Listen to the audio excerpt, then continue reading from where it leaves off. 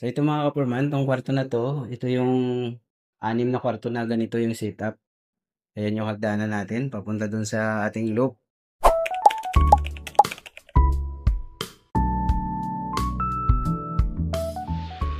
So yun mga ka-foreman, andito tayo ngayon sa isang project natin na halos tapos na ito mga ka-foreman. Ito po yung 2-story apartment natin na project na mayroong loop bed. Ito mga ka-foreman, sukin natin tong isang kwarto. So bago pala yan mga ka-foreman, ayan, yung dalawang kwarto na yan naka smart lock pala yan. Meron din tayong fire alarm, emergency light. So okay na natin dito. So ito mga ka-foreman, tong kwarto na to, ito yung 6 na kwarto na ganito yung setup.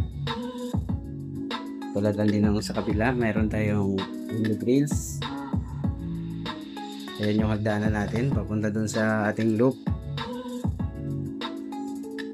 Simple lang tong ano na to mga ka-foreman, kwarto. Meron tayong dito, cabinet sa ilalim ng lababo.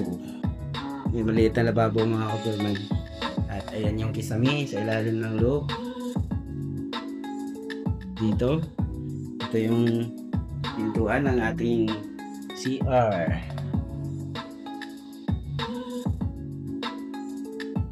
Ito yung kalagayan dito sa loob. Ayan. So meron ding shower mga ka-foreman. Ayan.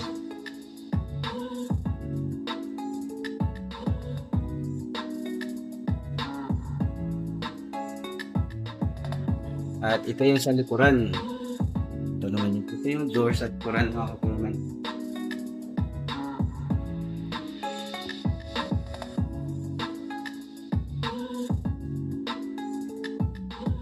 Meron itong lababo dito sa dito kitchen natin.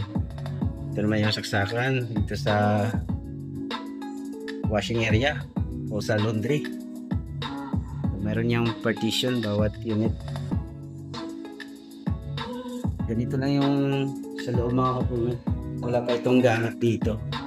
Yan, may isang ilaw dyan.